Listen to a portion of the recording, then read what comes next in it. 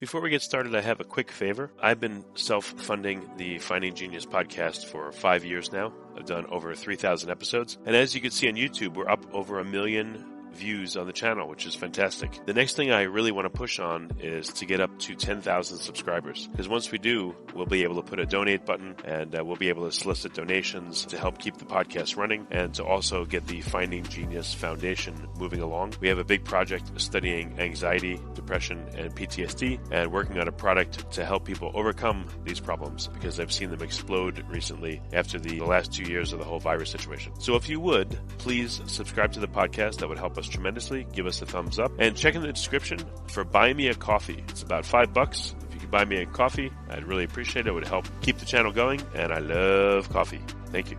Forget frequently asked questions. Common sense, common knowledge, or Google. How about advice from a real genius? 95% of people in any profession are good enough to be qualified and licensed. 5% go above and beyond. They become very good at what they do, but only 0.1% are real geniuses. Richard Jacobs has made it his life's mission to find them for you. He hunts down and interviews geniuses in every field: sleep science, cancer, stem cells, ketogenic diets, and more. Here come the geniuses. This is the Finding Genius Podcast with Richard Jacobs. Hello, this is Richard Jacobs with the Finding Genius Podcast. My guest today is Steve White. He's a former CFL player who rebuilt his life from neurological collapse by creating what he calls the Bray 100. We're going to talk about his journey, which involves a heck of a lot of resilience. So welcome, Steve. Thanks for coming. Yeah, pleasure to be here. Appreciate you being here. Well, tell me, so a CFL player, I didn't have any background. What is that? What kind of activity was it? That's a Canadian Football League. I play football. Okay. Yeah, I played quarterback. But I didn't have, I always tell people I had the best career is my first concussions were before that. And I had a significant concussion where I was knocked out for like 12 hours for that. And so by the time I got to CFL, I look back and laugh now for a few years. And there was a movie with Will Smith where he was a doctor that studied concussions in the NFL and the AFL. And I'm sure in Canada the same thing happens. So how many... Truth is, it happens even way before. What you find out now is it's not about longevity of play that causes it. You can have it from college. So it's usually getting a major concussion, they get called set, which they really can't do anymore. But in our day, you get a concussion in the first half and they say, can go back in. Obviously, the answer is always yes. And that's when you really cause problems to your brain. So, yes, I have a longevity and that movie is real. I lived it. I see some of my friends that have committed suicide where it's a tough battle. The thing about it is that your emotions are the first things to go. Then when it takes that, you guys going crazy or somebody, it's really the emotions start to go. You have a tendency to not have any relationships that you can hang on to, even business. I always feel like I work with a lot of players now. You hear them talk and they can't finish a set. So even it's down to that. It's like nothing. They can't finish anything. And all that stuff starts to go. And then, I don't know, for me, when I was about 35, I started having blackouts. And then those turned to more like seizure episodes. And then by the time I was about 50, I started having seizures pretty much every week to 10 days. And, life falls apart. So, yeah. But what do you mean the emotions go first? What happens? Well, you watch TV, you watch football players. And I don't want to name names, but there's one pro player who's Stanford grad, Super Bowl type player. And all of a sudden, they have him on TV. He's kind of banging the door of his ex-wife's house and he's freaking out. And you're going, that's him? It's like, what is he doing? It's like you see all these weird, uncontrollable emotions. And a lot of times it's anger, but a lot of times it's depression. I have this is not scientific, but my own just empirical, research watching guys I work with, feels like the younger they get, the more it's more erratic emotion. And it seems like the guys that really has a long careers usually have the real, I don't know how to say it, just kind of that ticked off look and nothing works for them. And they just have this kind of really bad attitude. And everyone says, oh, this guy's really a jerk. See, is this part of what people go through? And I actually believe it really is. Somehow it's a lot of players. So when does it start to manifest? Right after play or the big years? Manifest in different ways. Like right after, if I look back, again, hindsight's 2020, but I look back, I was a different person after my major concussion. And not that there's anything wrong. I'm not trying to put other people down, but for me, I had never drank. I wasn't that guy. I was the guy who's Mr. Discipline. I saw that change clear back in college. And it was like, I didn't even have people say, that's Steve White? You acting like that? It's like, so some things seem to manifest very soon. And for me, I also almost broke my neck in the concussion I had. So I had nerve damage, and now we kind of come and go where my throwing arm, all of a sudden I couldn't throw the distance I normally threw. My left arm would go numb a lot of the time. So you have some things that are manifesting very soon, but it seems like the parts that, they would term CTE, although they can't say CTE till a person actually passed away, but let's say post-concussion syndrome, the more dramatic seizures, blackouts, those things seem to take a longer time period. So does this syndrome come out while people are still playing, or does it take years? Is everything all quiet and all of a sudden it starts coming out? How do people first experience it and when? Well, I guess that wouldn't be the expert to say that, but from my experience, you see people, look at, or what's his name, Hernandez from New England. He's only 23, 24, and he's got signs a $50 million contract. Everything looks great in life. And then he shoots and kills a friend and just also is acting like this total gangster, all this stuff, and ends up committing suicide in jail. And when they tested him, he had advanced CTE at 23. So does that mean he probably started getting CTE at 16? I don't know. I don't know, but that, I can kite in for San Diego. Yeah, he same thing. First round draft pick from Miami, just doing great. Everything's going great in his life, and he rapes a 70-year-old woman. And it's like, he's married, good-looking guy, everything, nice kid. What? He's just out of the blue. That's what I mean by erratic. So it does happen to players very young, but most of the time it seems to be something that starts to happen later in life. That's crazy. So you work with players that have these problems. Like, at what point do you start working with them? Well, I wish we worked with them before they had the problems, because I really think we ran into some things that can make a huge difference. But for me, how it started was I got to the point where I just couldn't function. I started to realize, I basically just screwed up my life. Everything that could be screwed up was screwed up. And I was having seizures all the time, major depressed, hit the bottle a lot. You'll start a lot of players, that's always the truth. And I pretty much got to a point where doctors couldn't give me more seizure medicine, couldn't be on more antidepressants. And basically they would say, there's nothing more we can do. And I kind of got to this point where it's like, okay, I either go cry in the corner or I got to find a way to fight. And I had one guy named Carl Cadwell who, for some reason, he just said, hey, why don't you fight so you could do something about it? It's not that he did everything to save my life as much as just one person to breathe in. And so I started to fight, and I started spending hours and hours researching things around the world. I always tell people my expertise is that I don't have an expertise, because what it does is it allows you to look at everybody. There's so many people with transcranial flow biomodulation. They'll say, that's the fix. And I would say, well, it helped. Another guy would say, hyperbaric chambers, that's it. And I'd say, okay. I look into it, and well, it seems to help. And so I started looking at all these different modalities, if you will, and therapies. And I started saying, you got to stack it. You got to do them all. You got to do everything. It's not what you do in the clinic. You and I have a clinic now. So I tell people, it's not what you do the 2 hours in the clinic. It's the other 22 hours a day. So you have to have this whole reverse of how you think. And you got to start. And like I say, we don't have some juju juice that makes people better, but we help them learn how to fight. And it's amazing what the body, the human spirit can do when it fights. And so I started turning around in about a year and a half. I had a 70% gain cognitive function. And business started getting together. I ended up acquiring a clinic. We have 250,000 square feet, beautiful place that we work out of now. Things start turning around for me. And then what happened is that people start saying, hey, can you help me? And so, yes, I started helping other people with the same PCS, but we started working with stroke victims, Parkinson's, Alzheimer's, and a lot of the same techniques, the same service work across the board. And again, I'm not saying, we have found the cure to Parkinson's. No, but I've had people that have Parkinson's that are late stage 3, and now 4 or 5 years later are early stage 2. They're fighting, and really out there, the biggest part of it is the mindset. The biggest pillar, if you will, of neuroplasticity is cynicism. Sounds weird, but it's true. And you can actually prove it scientifically, but it's cynicism. You take a 7-year-old, and I show him a desk, and I say, hey, this desk is actually a space capsule, and you can do it. I start telling him everything. You can watch this 7-year-old's eyes light up as they start trying to figure out how that space. Take a 7-year-old, you say, hey, it's a space capsule. They say, no, it's not. And it's over. Their imagination is shut off. Now, my point is that that's how we get better, is that neuroplasticity is created by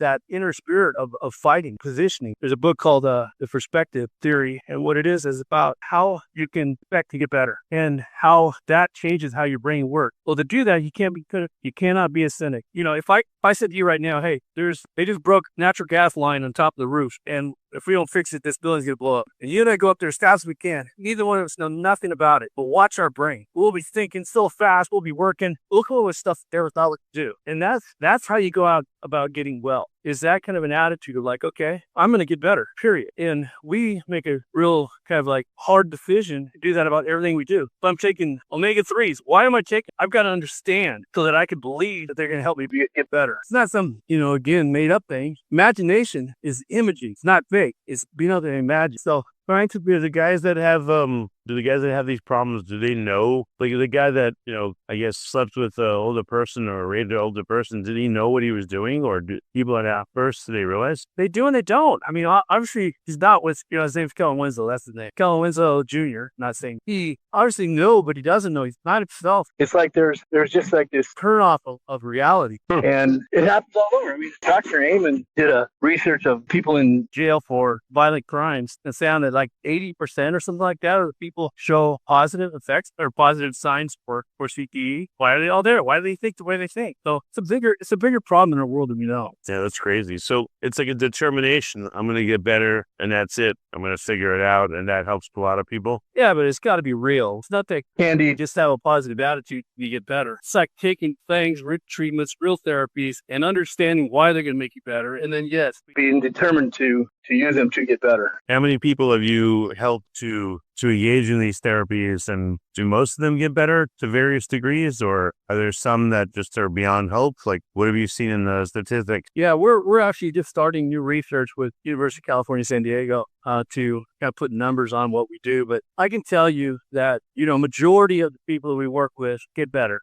Now, I work with even terminal patients, so get better to me isn't always victory, but it's learning to thrive in what you have. And even myself, I'm 65. I still have all the problems. You caught me right now out on a run because I'm training like I always am, because it's how I fight. So yeah. It's a real relative term to say get better. But we'll say we have stroke victims that get, I have one guy I'm so proud of. He's like 4 years old and he couldn't really walk, couldn't really talk. His arm wasn't working. And now his arm works. He walks, talks, and he went back to work. So there are some really fun cases like that. That's good. I was going to say on numbers, I mean, we probably dealt with at least a few hundred here. But our program, we have a protocol called Bray 100. And I was bound in Germany when I was really sick there. It was so expensive. You go to some clinic, there was one I was going to, it was $6,000 for 2 weeks. Like, I'm supposed to do this. I can't even where to live. Ours, we have a thing called Bray 100. It's very inexpensive and always free if you can't afford it. And what it is, a program to help you. You don't have to come to my clinic. Basically, the software helps you fight and do it at home and stay in a community of support where people help you. We have an AI called Bray AI that calls you every day, sees how you're doing, and you can take that information and give it to your doctor and give it to your coach, teammates. It's a really fantastic program. And I truly believe that if people get on that program, they're going to thrive in their situation. Yeah. Well, it's really cool. So what's involved in your Bray 100 program? You have the AI that you said call them, do like a welfare check. How you doing today? What other activities are in it? Yeah, it's more than a welfare check. What it is you go through a deal where it asks you a lot of questions. You can load your medical information in it. I like to say your health information, because it's more than just your medical. All that information is kept private. It's HIPAA compliant, but it's kept private by you. You can decide what doctor gets this or doctor gets that. You're in control of your own health. It doesn't just call me and say, well check. It can call me and say, hey, it's Tuesday. Last Tuesday, you did 15 miles. What are you going to do it has a memory, remembers everything that you're doing. I can say, now I can take to my doctor's appointment and say, sum up what the doctor just said, and it tells you what the doctor says, and it says, then a week later, it says, remember, your doctor said you're supposed to be doing this now. So it's really a companion coach. And then the program itself, from your questions, it develops a program specifically for you around what your time is that you have to do, where you're out in your quest, if you will, and everything from nutritional to what you should be doing working out. It's not all about, like me, I like to bust it really hard to do a lot of physical things, but we have clients that, I have a client just today who she wants to be able to play with her grandkids when she's 90. That's her goal. So she's not out running 300 miles or anything. She's doing things to keep her flexibility or structure. In the program, it will customize around who you are, what your desires are. That's great. How many people you have been through the program so far? How many are you working with? Well, that's a relative term because we've done the Bray 100 for a couple of years. But the software is coming out like February 1. So we use it. I get as trials that actually, as far as numbers, I guess talk to me in March or April, because I think there's going to be a lot of people use it. And we are providing it to even to high schools and stuff that, and again, if a person goes on there, I can't remember what it costs, but it's a few $100. But if a person goes on there and says they can't afford it, They just hit a button and it's free. So no questions asked. Yeah, I want to make sure everybody can use it because I really believe it makes a difference. What would happen if you did this with players before they experience any symptoms, like right at the beginning? Man, I personally think it makes all the difference. They probably won't have the problem. And I know there's guys, I've talked to guys at Cleveland Clinic, I've talked to people, UCSD, and I'm just at a point where I got to prove it because I see it every day, but they want to see the stats. And by the way, Bray 100 will give us those stats. But I believe when you take kids, like high school kids, and if they would follow some of the things that we teach them about how to get oxygen into your brain, be on a non-inflammatory diet, how to you work your brain during season and off season, I think you're going to find a lot of people are going to have the problems they've had in the past. I'm not saying it's going to cure everything. Yeah, I sure see it with players that I'm working with that are in season now. I see some differences. We don't have numbers to prove it all yet. Yeah, no, that's really good. I'm sure if you work with people early on, it'll make a huge difference. Yeah, absolutely. And it's not just football. Soccer. Now they're finding out just like headshots in soccer. Kids in general. I mean, the thing about this is just getting a chance to get oxygen in your brain, get the right thinking process, learning how to look at life differently. I think we already have a pretty robust children's program now, but I'm revamping it to probably triple it because it's always sold out. I really believe children is going to be a huge difference for them. Yeah, no, that's great. So is there going to be an open enrollment type thing? You said February software is ready, and then you're going to start promoting it? Yeah, we're going out through a lot of different organizations, but it'll be available online. Okay. So like people should go to the App Store and look for the Bray 100, BRAE. BRA, yeah. Which, by the way, is Scottish for side of a hill. Because my point is in life, you're always on the side of a hill. Everybody gets on these programs and they think there's this plateau. Like, I'm going to lose 100 pounds and then everything's going to be great. It just doesn't work that way. Life keeps going. So you're either going up the hill or you're going down the hill. So that's why we call it the Bray. But yeah, Bray 100. I think it's Bray100.com. You can get it there and then I'm sure it'll be in the App Store. Well, it will be in the App Store as well. Okay. Well, very good. Well, thanks for coming on and sharing your story. And it's really great that you have this software. So, we're talking January 2026, so just a month away by the time listeners are listening now. And, encourage them to check it out because their son or daughter is in sports, any contact sport, or if they're in any position where they've fallen and gotten any head injuries. It sounds like it's definitely something they should look into. Yeah, I would say anybody with the chronic illness, period. I really believe that. But there's anything that's causing cognitive decline, but just chronic illness. If you want to learn how to thrive in the situation you're in, you should really check out the Bray 100. Excellent. Well, Steve, thank you so much for coming on. I appreciate it. Yeah, my pleasure. Thanks, bud. If you like this podcast, please click the link in the description to subscribe and review us on iTunes. You've been listening to the Finding Genius podcast with Richard Jacobs. If you like what you hear, be sure to review and subscribe to the Finding Genius podcast on iTunes or wherever you listen to podcasts. And want to be smarter than everybody else? Become a premium member at findinggeniuspodcast.com. This podcast is for information only. No advice of any kind is being given. Any action you take or don't take as a result of listening is your sole responsibility. Consult professionals when advice is needed.